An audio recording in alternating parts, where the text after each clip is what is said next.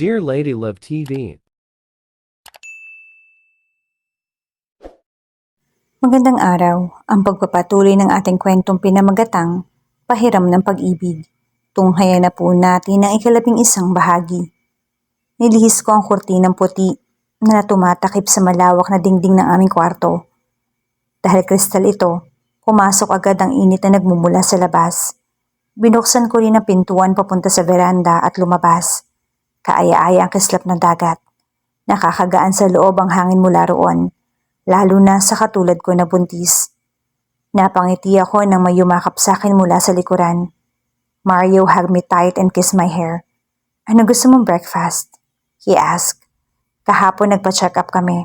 Nalaman namin yung mga pagkain na mas mainam sa buntis at mga bawal. Kakaiba sa pakiramdam, nung kasama mo ang taong mahal mo sa buhay at magkasama kayong dalawa araw-araw. Ayoko nang malayo ulit kay Mario. Hindi ko na nakikita yung sarili kong mawawalay sa kanya. Gusto ko na lang ng gulay na lomi. Yung may karne. Ngumuso ako dahil kagabi, kahit natutulog ako, iyon talaga yung nasa isip ko. Binaon niya ang kanyang mukha sa aking leeg. Ano pa? Tsaka orange juice. Natahimik siya at ilang minuto kaming nakatunghay sa karagatan. Sapat na sa akin ang manirahan sa ganito kapayapang lugar kasama ka, Karen. Sumikdo ang aking puso. Ako rin, sanay ako sa hirap, Mario. Hindi ka na makakaranas ng hirap, Karen. Bulong nito. Puro sarap na lang ang mararanasan mo. Humalakhak ito nang tampalin ko ang balikat niya. Uminit ng husto ang aking pisngi. Ang bibig mo, Mario. Sikmat ko dito. Alam ko kung gaano kasimpleng manyak itong si Mario. He barked a laugh. What? Anong sarap bang iniisip ng baby ko, ha? Hinila ako nito at niyakap. Ewan ko sa'yo. Nadidistract na ako sa abs niyang nakahanda sa aking mga mata. He's topless and only wearing his cotton pants. Gusto kong maayos ang lahat. Maayos ang ugnayan ng magkapatid. Dahil ramdam ko ang pader sa pagitan nilang dalawa. They are cold with each other. Pakiramdam ko kailangan ko silang paglapiting dalawa. Kahapon nakita kong pauwi na si Catherine, ang fiancé ni Zeki. Hindi ko man lamang nakausap ang bata, kahit gusto ko. Kasi panay-iwas ito sa akin. Alam ko naman dahil hindi man lamang ma-filter ni Zeki ang bibig niya. Hindi niya inalala ang nararamdaman ng fiancé niya na buntis. At bakit hinayaan niya umuwi ang fiancé niya na mag-isa? Kumakain kami ni Mario nang umigi ang silya at umupo si Zeki sa harapan namin ni Mario. Ni hindi tumingin si Mario sa kanya. Ganun rin si Zeki. Nag-serve agad ng katulong para sa kanya. Nasaan si Senyor Zeki? I asked him. Tumigil rin si Mario sa pagkain at umangat ang tingin. Nasa bukid na. Ah, ganun ba? Pinisil naman ni Mario ang aking kamay. Nangunot ang noo ko. Pero alam ko na, nagsiselos ito sa tuwing kinakausap ko ang kapatid niya. At ito ang hindi ko gusto. What? Bulong ko. Eat. Matigas na sabi ni Mario. Lumipas ang araw na ganun palagi ang eksena sa hapagkainan. Ngayon, nakapiring ang aking mga mata. Mario, saan tayo? Nakaramdam akong humahakbang kami pataas. Narinig ko rin ang langas-ngas ng alon. Relax, baby. You're tense. Hinalikan nito ang aking balikat. Ang aking 3 buwang tiyan ay medyo halata na ang umbok. Mas naging malaki na rin ang aking dibdib kumpara noon. Hindi nagkulang si Mario sa pag-aalaga sa akin. Sanay ako sa seryoso na yung mukha at tipid magsalita.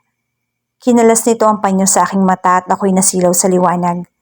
Kailangan ko pang kusutin ang mata at nilibot ang aking paningin. Ang sahig ay napupuno ng petals ng bulaklak.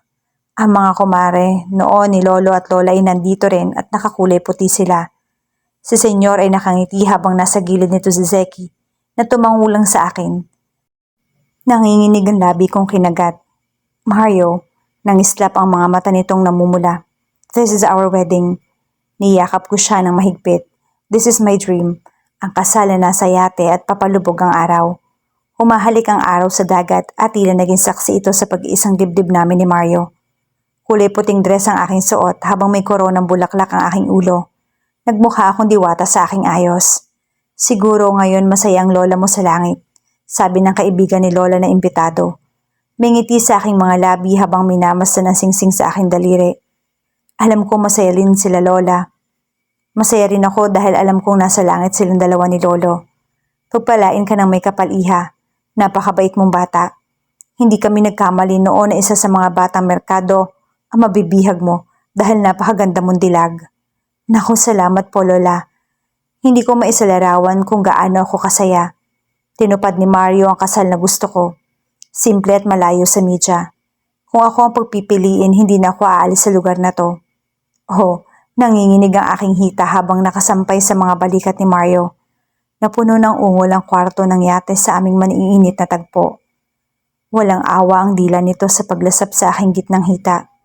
Bumabangon ng kakaibang apoy sa tuwing titignan ko ang labi nito at ilong na nandoon. Ang ulo nito nasa aking gitnang hita.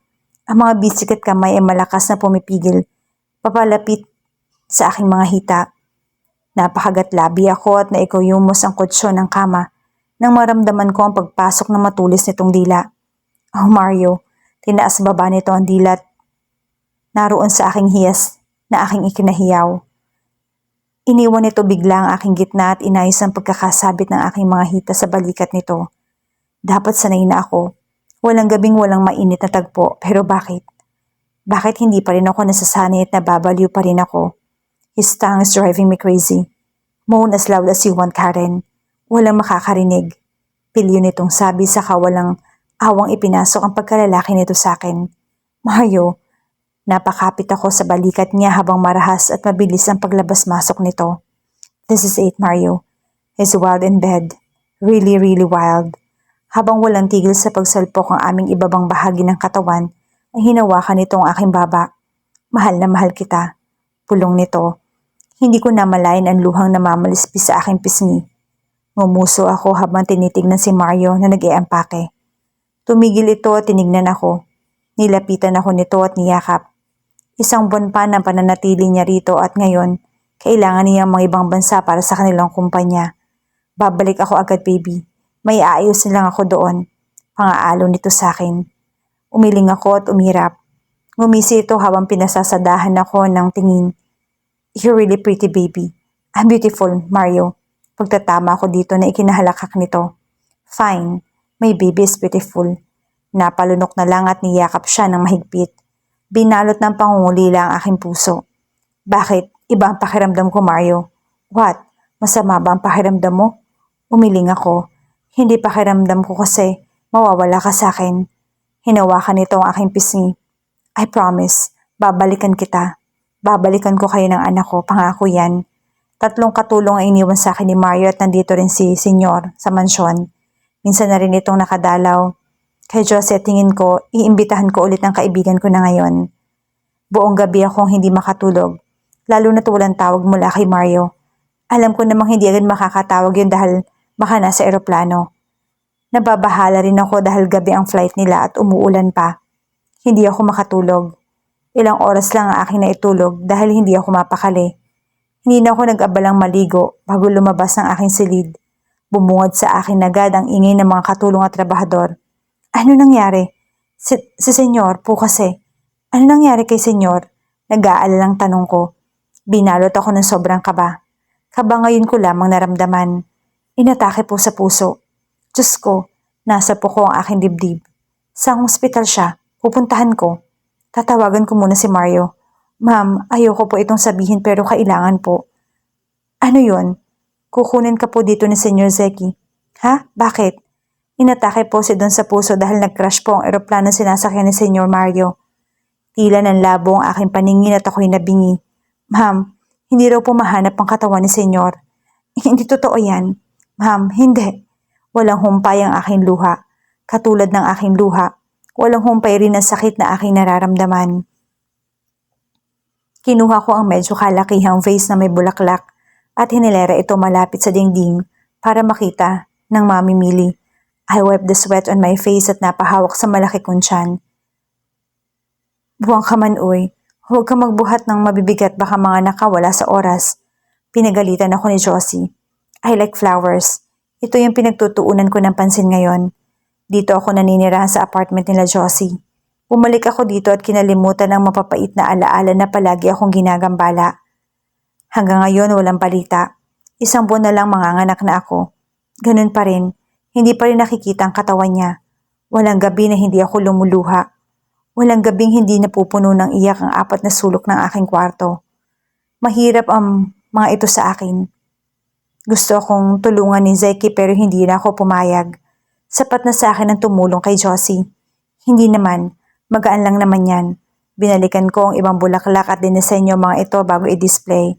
Alam mo Karen, nang bumalik ka dito dumamoy ulit yung mga bumibili. Lucky charm talaga kita. Hindi nagkulang si Josie sa akin. Naging maalaga itong kaibigan. Palagi rin dumadalaw dito sa akin si Zeki. Parang tulad lang ng dati. Noong nawala rin sa akin si Mario, si Zeki ay nandito para sa akin. Hindi naman, sadyang swerte lang itong anghel na dumating sa atin. Hinimas ko ang akin siya na malaki na. Ninang ako niyan ha. As in, Ninang, pag nagkamali si Father, pag bininyagan niya ako, kukurutin ko ang mga ito sa itlog niya. Napatawa ko ng malakas sa sinabi nito. Ang pagtawa ko ang siya ring pagbukas ng sliding door ng shop ni Josie at pumasok si Zeki. Sa lumipas na buwan, maraming nagbago sa kanya. Mas naging seryoso at nabawasan ng pagkapilyo. Nakita ko noon kung gaano siya naghirap, ipahanap si Mario. Kargado na ngayon si Zeki lahat-lahat, lalo na't patuloy ang pagkakasakit ni Senyor. Ilang panaginip ang dumadalaw sa akin tuwing gabi at nakikita ko ang sariling umiiyak sa isang tabi. Hindi mawaglit sa aking isipan na mukha ng lalaking aking minahal. Bakit sa dinami-daming tao, bakit si Mario pa? Bakit namin ito nararanasan? Ang hirap sa akin lalo na't puntis ako. How's your feeling? Tanong ni Zeki at hinimas ang aking pisngi. Eksaherada namang bumuntong hininga si Josie. Okay naman, ikaw? I'm fine. Kumain ka na? Oo. May gusto ka pang kainin? Tiningnan nito ang pambisig na relo. Alam kong busy na tao si Zeki ngayon pero pinaglalaanan niya pa rin ako ng oras. Zeki, tell me. Hinuhuli ko ang tingin niya at hinahawakan sa pisngi. Hindi mo pa rin ba nakikita si Catherine? Umigting ang panga nito. Nakita. Maikling sagot nito. Tapos, nagkausap na kayo? Bakit pa? She's a goddamn liar. Zeki, she's still your wife. I don't fucking care. Zeki, I have to go. May meeting pa ako. Take good care of yourself, please. Pinatakan ako nito ng halik sa noo at umalis ito kaagad. Nagkitanginan lang naman kami ni Josie na makaalis ito. He changed a lot. Komento ni Josie. He is. Sagot ko. Sumapit ang araw ng linggo. Nakagolian ko na magsimba at manalangin sa Panginoon na sana bigyan ako ng isang himala. Na sana ibalik ang oras noon. Na sana buhay lang si Mario at magpakita sa akin. Pero ilang buwan na nagdaan, wala pa rin katawan na nakikita. Tuloy ang paghahanap hanggang ngayon. Hindi tumitigil si Zeki sa paghahanap sa kuya niya. Lumuhod ako at pumikit ng mariin. Dumaloy ang panibagong luha. Hindi ko na pinigilan yung sarili ko. Lumuha ako ng lumuha. Wala nang pakialam sa mga nakakarinig ng hikbi ko. Sa loob ng ilang buwan, tanging ang simbahan ang aking naging iyakan. Naging karamay ko ang Diyos sa hirap. Hindi ako nawala ng pag-asa. Pakiusap, Panginoon, kahit isang senyalis ang nabuhay si Mario.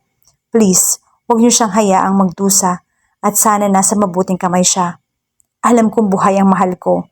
Ilang oras ang nilaan ko sa loob bago nagpa siyang lumabas. Lutang ako ng lumabas kaya hindi ko namalayan ng isang sasakyang humihinto. Miss, narinig ko ang kalabog ng pinto ng isang sasakyan. Miss, naramdaman ko may humawak sa aking siko. Ha? Dinudugo ka? Hysteria ang sinasabi ng babae. Mayaman ito, base sa pananamit at sa magarang kotse nito. Hindi na ako nakaramdam ng kahit anong sakit. Bigla nang nandilim ang paningin ko at nawala ng malay. Puting kisame at amoy ng mga gamot ang aking unang namalayan. May nakasabit sa akin dextrose at oxygen. Ramdam ko rin ang paggaan ng aking tiyan na siyang ikinalaki ng aking mata. Ang anak ko. Calm down please, sabi ng babaeng sumagip sa akin kanina. Ang anak ko. Sino ka? Ako si Emmy. Dinugo ka kanina at nawala ng malay. Ang anak mo nasa infant room. Dadalhin na siya rito ng nurse. Ako nang bahala sa bills mo. Walang choice kanina ang doktor kundi SES ka. Lalo na't walang malay. Nagmamadali kasi ako ngayon pero hindi kita maiwan kanina sa daan. Salamat. Salamat. May binigay ito sa akin na calling card.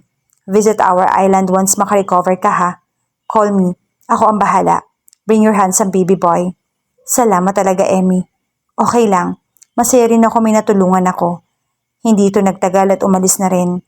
Umukas ang pinto at nakita kong karga-karga ng nurse ang isang sanggol. Sumikdo ang puso ko nang ilapit niya ito sa akin. Ang gwapo-gwapo ng anak niyo, ma'am. Ang tangos ng ilong. Puri nito sa anak ko. Salamat. Bumuhos ang luha ko at umawang ang labi na makitang kahawig na kahawig ni Mario. Hinagkan ko ang aking anak. Parang babasaging bagay na hinalikan ko ito sa noo. Kahawig mo si papa mo, anak. Walang humpay ang aking luha nang biglang bumukas ang pinto at pumasok ang humahango sa si Josie. Oh my God!